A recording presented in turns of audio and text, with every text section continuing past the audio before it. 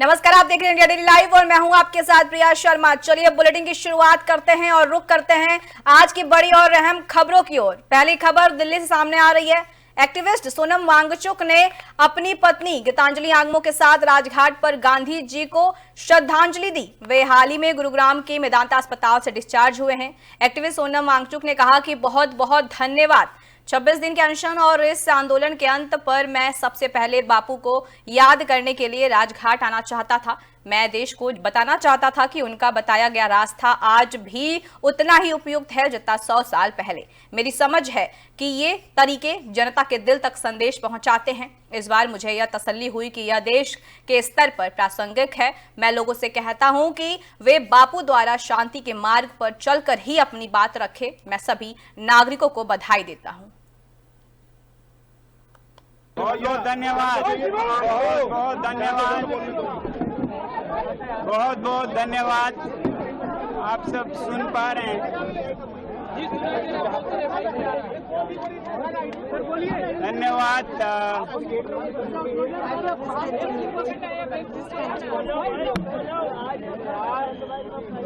26 दिन के अनशन और इस आंदोलन के खात्मे पर, अंत पर मैं सबसे पहले बापू को याद करने, महात्मा गांधी को याद करने, उन्हें कृतज्ञता व्यक्त करने, धन्यवाद देने राजघाट आना चाहता था और देश को बताना चाहता था कि उनका बताया जो रास्ता है वो आज भी उतना ही प्रासंगिक है। बढ़ते हैं अगली खबर की ओर। दिल्ली नगर निगम की स्थायी समिति के चुनाव में बीजेपी नेता और मौजूदा अध्यक्ष सत्या शर्मा ने लगातार दूसरी बार जीत दर्ज कर इतिहास रच दिया है। जीत के बाद उनके समर्थकों में जबरदस्त उत्साह देखने को मिला है। बता दें कि बड़ी संख्या में कार्यकर्ता और समर्थक फूल मालाओं और नारों के साथ उनका स्वागत करने पहुंचे। सत्या शर्मा ने अपनी जीत का श्रेय पार्टी नेतृत्व, पार्षदों और समर्थकों के विश्वास को दिया है। लगातार दूसरी बार अध्यक्ष चुना जाना नगर निगम की राजनीति में बड़ी उपलब्धि माना जा रहा है। इसी मुद्दे पर हमारे ब्यूरो चीफ कृष्णा सोनकर ने सत्या शर्मा से खास बातचीत की है।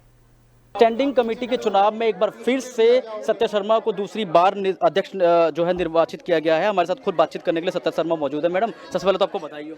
हाँ, थैंक यू सो मच। और मैं शीर्ष नेतृत्व का भी धन्यवाद करती हूँ कि दोबारा से उन्होंने मुझे ये बड़ी जिम्मेदारी दी। बहुत बड़ा पद है, क्या कहेंगे? सबसे पहले प्राथमिकता आपकी क्या होगी? देखिए, आप जैसा कि कहते हैं पिछले 2.5 वर्षों से निगम में स्टैंडिंग कमेटी नहीं थी और वाकई में पुराने इतने काम पड़े हुए थे जिनको करने में थोड़ी कठिनाइयाँ आई। लेकिन आज क्यों ऐसी स्थिति कि हम माननीय मुख्यमंत्री जी के नेतृत्व में, जहाँ से हमें फंड्स की कोई दिक्कत नहीं आ रही, उनका पूरा सहयोग और समर्थन हमें मिल रहा है, तो उस लिहाज से देखते हुए दिल्ली नगर निगम बहुत बढ़िया काम कर रही है और आने वाले समय में हम बेहतर काम करेंगे। ऐसे कौन से ऐसे प्रमुख काम थे आपके जो पहली बार पूरे नहीं हो सके एक साल के दौरान, लेकिन अब आपको दोबारा मौका मिला है, तो ऐसे कौन से महत्वपूर्ण काम है जिसको आप करने?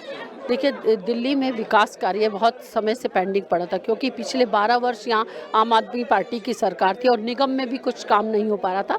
हाल ही चुनाव है दिल्ली नगर निगम का, तो ऐसे में आप क्या कहेंगे उसको लेकर? जो चुनाव है, आपकी विपक्ष आरोप लगा रहा है कि हम लोग अब की बार पूरी समर्थन से जीतेंगे।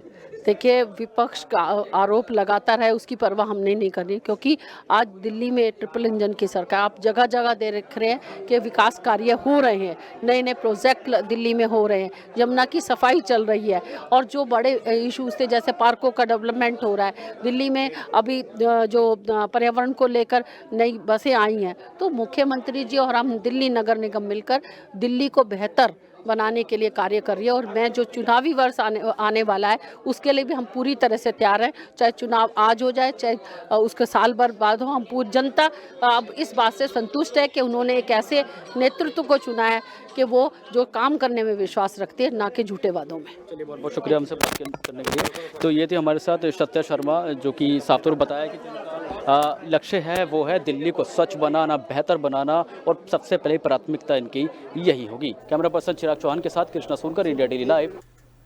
बढ़ते अगली खबर की ओर। मध्य प्रदेश के मुख्यमंत्री मोहन यादव गुरु पूर्णिमा से पहले खंडवा स्थित प्रसिद्ध दादा दरबार मंदिर पहुंचे, जहां उन्होंने विधि विधान से पूजा अर्चना कर प्रदेशवासियों के सुख, समृद्धि और कल्याण की कामना की। मुख्यमंत्री ने कहा कि दादाजी का आशीर्वाद जनसेवा और लोक कल्याण की प्रेरणा देता है। उन्होंने कहा कि दादा दरबार केवल आस्था का केंद्र ही नहीं बल्कि पूरे खंडवा का गौरव है और इसकी गरिमा बनाए रखते हुए इसे और अधिक भव्य बनाने के लिए सरकार हर संभव प्रयास करेगी। मुख्यमंत्री ने सभी के जीवन से कष्ट दूर होने और समाज में सुख समृद्धि बनी रहने की प्रार्थना भी की। दादा धुनीवाले के इस धाम में गुरु पूर्णिमा के 2 दिन पहले आकर के दादाजी का आशीर्वाद लेकर के जन कल्याणकारी भावनाओं को लेकर, जिस मामले में दादा धुनीवाले का अपना स्वभाव था, सर्वधर्म सद्भाव, सब भूखे को अन्न, श्रद्धा भावना से सबके जीवन के कष्ट मिटे, बाहरी आडंबर के बजाय आंतरिक आध्यात्मिक ताकत का एहसास सच में यहाँ होता है। मुझे इस बात का संतोष है, बीते समय में यहाँ निर्माण को लेकर कई सारी मतभिन्नता थी, हमने सबका समाधान निकाल करके दादाजी का ये अविस्मरणीय स्थान, बड़े दादाजी का, छोटे दादाजी का और ये खंडवा नहीं पूरे प्रदेश की गर्व का और गौरव का स्थान है। इसकी मर्यादा बनाते हुए नियम संयम के साथ हम सब दादाजी के आशीर्वाद के इस धाम को भव्य दिव्य बनाने के लिए जो बन सकेगा उस सब निर्मित गौ संरक्षण केंद्रों का लोकार्पण किया गया है। बता दें कि पशुधन एवं दुग्ध विकास मंत्री धर्मपाल सिंह ने इन केंद्रों का उद्घाटन किया। प्रदेश सरकार निराश्रित गौवंश के संरक्षण के लिए लगातार अभियान चला रही है। सरकार का दावा है कि प्रदेश भर में बड़ी संख्या में गो आश्रय स्थल और केंद्र स्थापित किए गए हैं, जहां लाखों गोवंश की देखभाल की जा रही है। बता दें सरकार किसानों को भी इस अभियान से जोड़ रही है, जिससे कि फसलों को नुकसान कम करने में मदद मिल रही है। मुख्यमंत्री के बहुत ही महत्वाकांक्षी योजनाओं में से लगभग 11 जनपदों में 14 गौ संरक्षणों का आज लोकार्पण हुआ है। कैबिनेट मंत्री धर्मपाल सिंह साहब मौजूद थे। सर, एक बड़ी योजना थी, जिस तरीके से मैंने देखा आप स्वयं बैठ के हर जिले से एक बीडीओ पर ग्राम प्रधान से बात की और गाय पशुधन जो पशुधालय बना उसका लोकार्पण भी किया और उनको सराहना भी की। कैसे देखते हैं ये इस योजना? देखिए, निराश्रित गौवंश योगी सरकार की प्राथमिकता है। गाय किसानों के खेतों में, सड़कों पर और कहीं घूमती दुखी परेशान दिखाई ना दें, इसके लिए हम उत्तर प्रदेश में बड़े बड़े गौ संरक्षण केंद्र बना रहे हैं, जिसमें 400-500 गायें संरक्षित की जाएंगी। एक गौशाला की कीमत 1,60,12,000 रुपया है। तो आज 14 गौ आश्रय स्थल केंद्रों का लोकार्पण किया गया है और ये निर्देशित किया गया है कि गायों को पूरी तरीके से संरक्षण प्रदान हो, कोई गाय दुखी ना रहे, भूखी ना रहे, चारा, हरा चारा, साइलेज, ये दवा और ये सबकी प्रकाश की व्यवस्था रहे। आज इस कार्यक्रम में हमारे साथ माही राज्य मंत्री कृष्णा पासवान और विभाग के एसीएस सहित सभी अधिकारी उपस्थित रहे। लेकिन सर, मैं भी बैठक में था, जैसे देख रहा था कि सब कुछ नया था और जहाँ जहाँ भी बना, इतनी ज़मीनें सरकार के पास थी, लेकिन विपक्ष लगातार हमलावर रहा और ये सब कुछ बना तो नया, तो फिर आरोप कैसा? देखिए, विपक्ष में और योगी सरकार में बहुत अंतर है। हमारे मुख्यमंत्री योगी आदित्यनाथ जी गौभक्त हैं। विपक्ष में और इस सरकार में अंतर मैं इसलिए बता रहा हूँ, विपक्ष की प्राथमिकता किसान नहीं था, विपक्ष की प्राथमिकता कसाई था।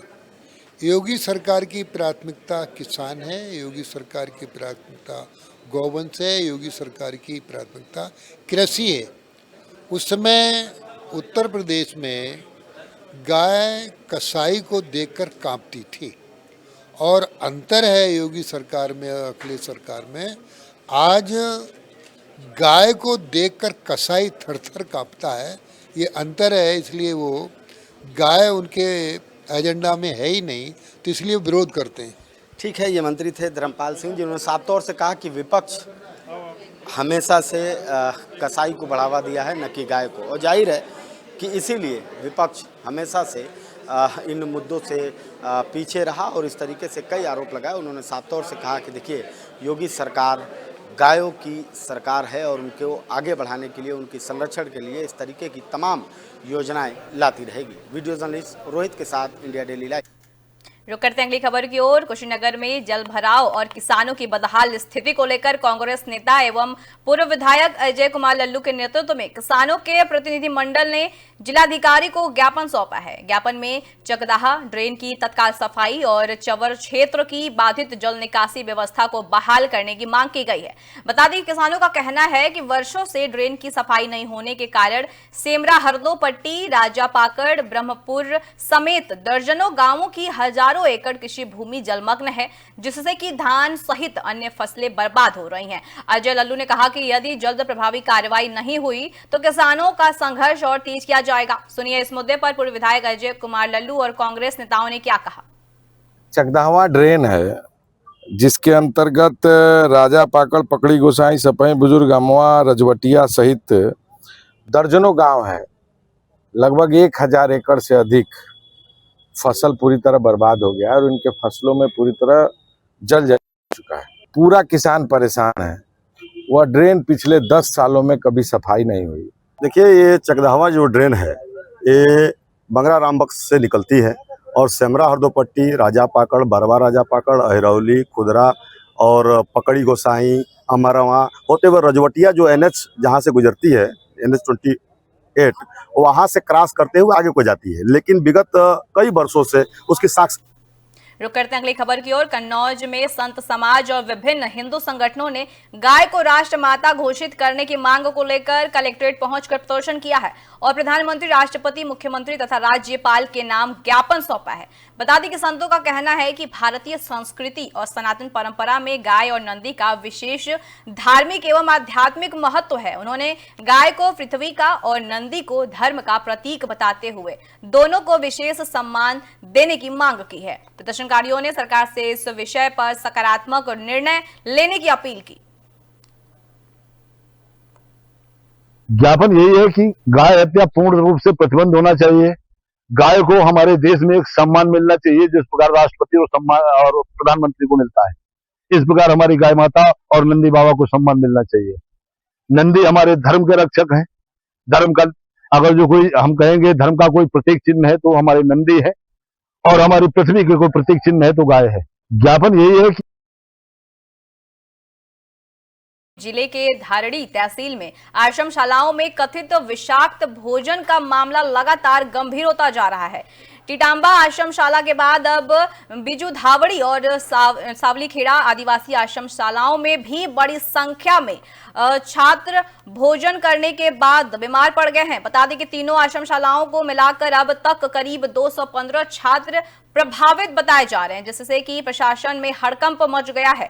सभी छात्रों को अस्पतालों में भर्ती कर उनका इलाज जारी है, जबकि भोजन के नमूने जांच के लिए भेज दिए गए हैं। इससे पहले आदिवासी विकास मंत्री अशोक उइके ने संबंधित अधिकारियों के खिलाफ सख्त कार्रवाई के निर्देश दिए थे।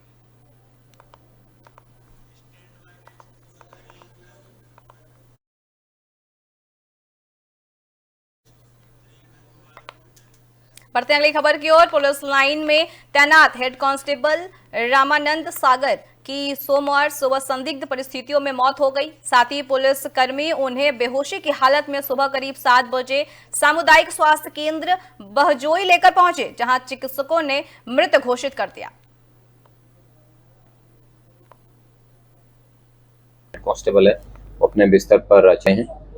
तुरंत इस बात का संज्ञान लेते हुए उनको अस्पताल में भर्ती कराया गया, लेकिन वहाँ पे हॉस्पिटल के लोगों के द्वारा उनको डेड डिक्लेयर किया गया है। प्रथम दृष्टया ये मामला हार्ट अटैक से रिलेटेड प्रतीत हो रहा है। इसके लिए आगे की फर्दर जो फाइंडिंग्स हैं और डॉक्टर की पोस्टमार्टम के बाद पता चलेगी, उसके बाद आगे विधिक कार्रवाई सुनिश्चित की जाएगी। उसके परिजनों को सूचित किया गया है, जो कि नोएडा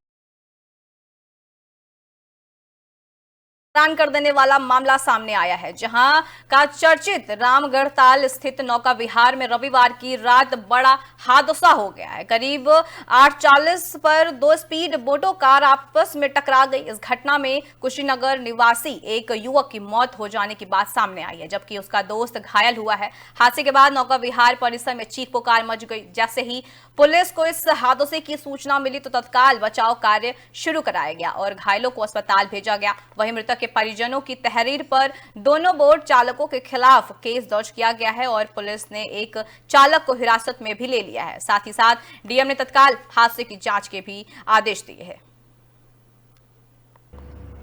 आज दिनांक 26 जुलाई को रात करीब 8:40 पे थाना रामगढ़ ताल पे एक सूचना प्राप्त हुई, जिसमें रामगढ़ ताल में 2 बोट की टक्कर होने की सूचना थी, जिसमें कुल 3 लोग घायल थे। सूचना मिलते ही तुरंत ही घायल लोगों को उपचार हेतु सदर अस्पताल में भेजा गया। इलाज के दौरान एक व्यक्ति जिसका नाम लखीमुद्दीन है, जो कि कुशीनगर का रहने वाला है, इसकी मृत्यु हो गई। शेष जो 2 घायल है वो खतरे से बाहर है और उनका इलाज चल रहा है। घटना के बारे में अधिक जानकारी की तो 2 नाव जो स्पीड की वजह से एक दूसरे से टक्कर हो गई थी, उस वजह से जो मृतक है उसके सर पे चोट आई थी और उस वजह से उसकी मृत्यु हुई है। नहीं, देखिए, रामगढ़ ताल में एक 2 बोट्स के आपस में जो प्रथम दृष्टया पता चला है कि भिड़ंत की वजह से एक में एक फैमिली थी, अराउंड 9 लोग थे और दूसरे बोट में 6 लोग थे और एक जो स्पीड बोट थी वो दूसरी बोट से टकराई, जिसकी वजह से एक व्यक्ति लखीमुद्दीन जो 22 साल के हैं उनकी मृत्यु हो गई और 2 लोग अभी यहाँ पे इंजर्ड है, पर वो खतरे से बाहर है, उनका ट्रीटमेंट चल रहा है। बाकी सभी लोग ऑलरेडी घर जा चुके हैं, वो खतरे से बाहर हैं। रुक करते हैं अगली खबर की ओर। उत्तर प्रदेश के उन्नाव से एक दर्दनाक मामला सामने आया है, जहां एक युवक ने फांसी लगाकर आत्महत्या कर ली। आत्महत्या से पहले युवक ने अपने मोबाइल फोन पर एक वीडियो रिकॉर्ड किया, जिसमें कि उसने अपनी पत्नी और एक अन्य व्यक्ति पर मानसिक प्रताड़ना का आरोप लगाते हुए उन्हें अपनी मौत के लिए जिम्मेदार बताया है। बता दें कि घटना के बाद परिवार में मातम पसरा हुआ है। सूचना मिलते पुलिस मौके पर पहुंची, शव को कब्जे में लेकर पोस्टमार्टम के लिए भेजा और वीडियो को महत्वपूर्ण साक्ष्य के रूप में अपने कब्जे में लेकर जांच शुरू कर दी है। परिजनों ने पत्नी समेत 4 लोगों के खिलाफ आत्महत्या के लिए उकसाने का आरोप लगाते हुए तहरीर दी है। पुलिस का कहना है कि सभी तथ्यों और उपलब्ध साक्ष्यों के आधार पर मामले की निष्पक्ष जांच की जा रही है। सुनिए इस मामले में मृतक के परिजनों और पुलिस का क्या कहना है। दिनांक 26/7/2026 को सूचना प्राप्त हुई कि मगरवाड़ा क्षेत्र के रहने वाले एक व्यक्ति पवन राठौर पुत्र सुनील राठौर उम्र 28 वर्ष द्वारा फांसी लगाकर आत्महत्या कर ली गई है। सूचना प्राप्त होते ही पुलिस मौके पर पहुंची, शव को कब्जे में लिया व पंचायतनामा की कार्रवाई कराई जा रही है। घटना की जांच जारी है। आरोपों की पुष्टि होने पर अग्रिम विधिक कार्रवाई कराई जाएगी। फांसी लगाने के 20-25 दिन पहले उसकी औरत लड़ाई करके चली गई थी। वो कह रही थी तुम मर जाओगे, तुम्हारी लाश परते हम गुजर के चले जाएंगे। तो कल उसने घर में उनके मम्मी पापा चले गए बच्चे को जूते पहनाने, तो वो अपने अकेले कमरा पाके उसने फांसी लगा। रुक करते अगली खबर की ओर। देहरादून के विकास नगर क्षेत्र में चोरों ने एक मंदिर को निशाना बनाते हुए दान पात्र का ताला तोड़कर उसमें रखी नकदी पर हाथ साफ कर दिया है। हरबर्टपुर पुलिस चौकी क्षेत्र में हुई इस वारदात के बाद मंदिर समिति और श्रद्धालुओं में भारी रोष है। मंदिर समिति के अनुसार दान पात्र में करीब 1.5 लाख रुपए होने की आशंका है, जिन्हें चोर अपने साथ ले गए। घटना की सूचना पुलिस को दे दी गई है। राहत की बात यह है कि चोरी की पूरी वारदात मंदिर में लगे सीसीटीवी कैमरे में कैद हो गई है। पुलिस अब फुटेज और आसपास लगे अन्य कैमरों की मदद से आरोपियों की पहचान कर उनकी तलाश में जुट गई है। देखिए, जो मंदिर समिति के द्वारा बताया जा रहा है, जैसे पिछली बार भी जब गल्ला खोला गया था, तो जिस हिसाब से गल्ला खोला गया था 1.5-2 लाख रुपए गल्ले में निकलते थे। अभी की स्थिति ये है कि जब गल्ला ऊपर से दिख रहा था वो भरा हुआ दिख रहा था। तो रात को 3 से 5 बजे की घटना ये बता रहे हैं। इस बीच में चोर आए हैं, उन्होंने ताला तोड़ा है, बाहर का भी ताला तोड़ा है, अंदर का ताला तोड़ा है। तो लगभग 1.5 लाख रुपए के आसपास की हमें लगता है कि वो चोरी हुई है। देखिए, बड़े ही दुख का विषय है कि लोगों की आस्था से खिलवाड़ हुआ है। ये हमारे गाँव गली में जो लड़के इस तरह घूमते हैं, अज्ञात बदमाश भी हो सकते हैं, लड़के हो सकते हैं, ये बहुत बड़ा खिलवाड़ है, आस्था से खिलवाड़ है। गत वर्ष बात ही इस बार भी हमारे गले में काफ़ी पैसा था, जो कि लगभग 1.5 लाख के आसपास बताया जा रहा है। पैसा ऊपर से नज़र आ रहा था। रात की 2 बजे 3:20 की बात है कि अज्ञात लोग यहाँ पर आए कार लेके, कार को उधर स्टैंड किया। उसके बाद यहाँ दोनों मद्यपान भी किया उन्होंने। तो उसके साथ में ताला तोड़ा है बाहर का गेट का, उसका अंदर उनकी एंट्री हुई, उसके बाद वहाँ ताला तोड़ा है। ताला तोड़ के बदमाश जो पैसे लेके फरार हो गए यहाँ से। तो सीसीटीवी फुटेज में कुछ पता नहीं चल पा रहा है। तो हमें ये उम्मीद है कि हम प्रशासन से उम्मीद करते हैं कि हमें ऐसा न्याय हो हमारे आस्था से खिलवाड़ ना होना चाहिए। देखिए, जो मंदिर समिति रुक करते अगली खबर की ओर। बरेली के मीरगंज थाना क्षेत्र में देर रात पुलिस और बदमाशों के बीच मुठभेड़ हो गई है। पुलिस के मुताबिक चेकिंग के दौरान बदमाशों ने पुलिस टीम पर फायरिंग कर दी, जिसके जवाब में आत्मरक्षा में की गई कार्रवाई में एक बदमाश के पैर में गोली लग गई। मौके से 3 अन्य आरोपियों को भी गिरफ्तार किया गया है। बता दें कि पुलिस ने आरोपियों के कब्जे से अवैध तमंचे, कारतूस, चाकू, 2 मोटरसाइकिल और मोबाइल फोन बरामद किए हैं। पूछताछ में आरोपियों ने मीरगंज बाजार में एक महिला से सोने के कुंडल चोरी करने की वारदात कबूल की है। वहीं बता दें कि पुलिस ने इस मामले में एक महिला आरोपी को भी लूटे गए सोने के कुंडलों के साथ गिरफ्तार किया है। फिलहाल सभी आरोपियों के आपराधिक इतिहास की जांच की जा रही है और आगे की कानूनी कार्रवाई जारी है।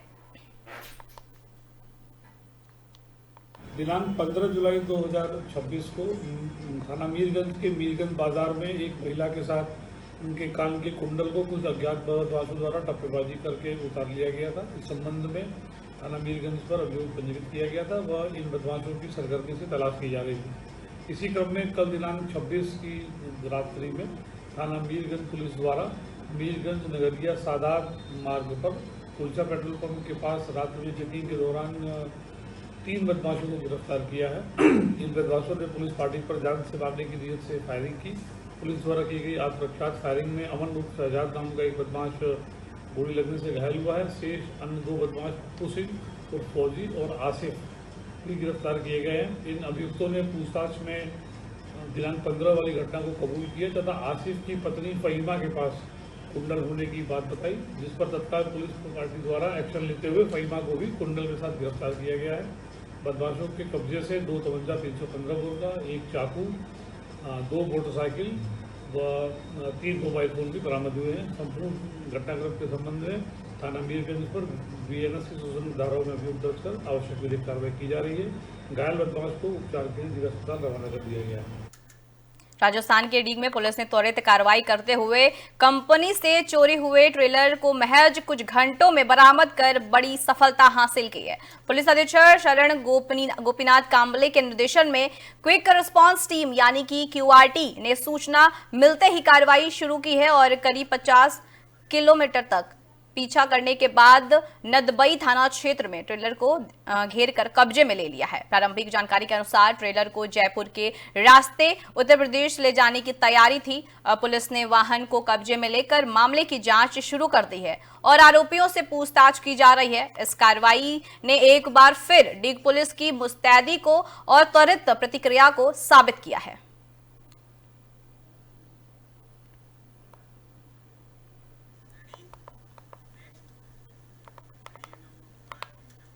महाराष्ट्र के रायगढ़ जिले की ऐतिहासिक क्रांति भूमि महाड़ में अनुसूचित जातियों के उपवर्गीकरण के फैसले के विरोध में विभिन्न सामाजिक और राजनीतिक संगठनों ने जोरदार प्रदर्शन किया है। बता दें कि रिपब्लिकन पार्टी ऑफ इंडिया, भारतीय बौद्ध महासभा, बामसेफ और अन्य संगठनों के साथ बड़ी संख्या में छात्र, महिलाएं और सामाजिक कार्यकर्ता आंदोलन में शामिल हुए। प्रदर्शनकारियों का कहना है कि अनुसूचित जातियों को मिला आरक्षण संविधान और लंबे सामाजिक संघर्ष का परिणाम है, इसलिए उपवर्गीकरण के जरिए समाज में विभाजन स्वीकार नहीं किया जाएगा। आंदोलनकारियों ने महाराष्ट्र सरकार से इस निर्णय को तत्काल वापस लेने की मांग की और चेतावनी दी कि यदि फैसला वापस नहीं लिया गया तो पूरे राज्य में व्यापक आंदोलन किया जाएगा। शासनाने अनंत बदर समिती स्थापन करून त्यांनी त्यांचा अहवाल शासनाला दिला, परंतु तो ओपन केला गेला नसताना देखील मुख्य सचिव, समाज कल्याण खात्याचे जे मुख्य सचिव यांची एक समिती स्थापन केली आणि त्या समिती मार्फत त्यांनी त्या अहवालावर तक्रारी मागण्याचं प्रयोजन केलं। परंतु तक्रारी मागवताना देखील त्यांनी तारीख कुठली दिली तर 11 एप्रिल दिली आणि या समाजामध्ये डॉक्टर बाबासाहेब आंबेडकरांची जयंती मोठ्या प्रमाणात 14 एप्रिलला असते, जगभरात असते, याची कल्पना असताना देखील त्यांनी ती तारीख नेमली आणि जेणेकरून की जास्तीत जास्त त्याच्यावर तक्रारी येऊ नयेत हा त्याचा मागचा उद्देश होता। आणि म्हणून 13% मध्ये अनुसूचित जातीच्या वर्गीकरणामध्ये 13% मध्ये 59 जाती आहेत आणि एका विशिष्ट जातीने त्याची मागणी वेगळी पद्धत आम्हाला पाहिजे अशा पद्धतीचं आरक्षण मागणी केली होती। पण तरी देखील जर त्याच्यामध्ये आमच्या 59 जातीमध्ये जर फूट निर्माण केली तर शासनाचं जे जोडो जे धोरण आहे ते सक्सेस होईल। आणि ह्याच्यासाठी महाराष्ट्र शासनाने जरी कोर्टाने निर्णय दिला असला तरी कोर्टाने असं सांगितलेलं की तुम्ही कंपल्शन त्याच्यावर निर्णय घ्या, तुम्ही ऐच्छिक निर्णय घ्या, तुम्हाला पटत असेल तर घ्या। आणि असं असताना देखील बदर समितीचा अहवाल कुठलाही फुटलेला नसताना, आम्हाला बदर समितीमध्ये काय लिहिलेलं आहे याची कुठलीही कल्पना नसताना तक्रारी मागवण्यात आल्या।